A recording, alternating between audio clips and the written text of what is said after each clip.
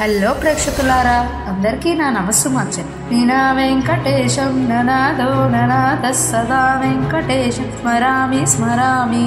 హరే వెంకటేశ ప్రసీద ప్రసీద ప్రియం వెంకటేశ ప్రియశ్చ ప్రియశ్చ. సర్వంతర్యామి అయిన శ్రీహరి బల్లి రూపంలో స్వయంభుగా వెలిసిన క్షేత్రం మన బల్లిగిరి వెంకటేశ్వర స్వామి క్షేత్రం. స్వామివారి ఆలయంలో మూల విరాట్ పక్కనే బల్లి రూపంలో ఉన్న స్వయంభు మూర్తిని మనం వీక్షించవచ్చు.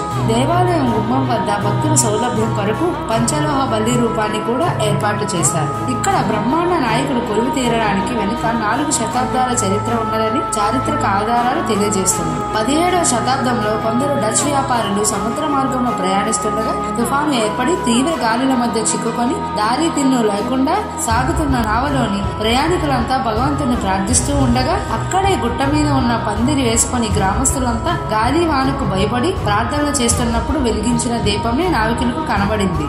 ఆ రోజు రాత్రే వారి నాయకునికి శ్రీనివాసుడు స్వప్నంలో కనబడి తాను ఇక్కడ ఒక రాతి మీద బల్లి రూపంలో ఉన్నానని, తగిన నిర్మాణం చేస్తే అంతా మంచి జరుగుతుందని స్వామివారు చెప్పారట.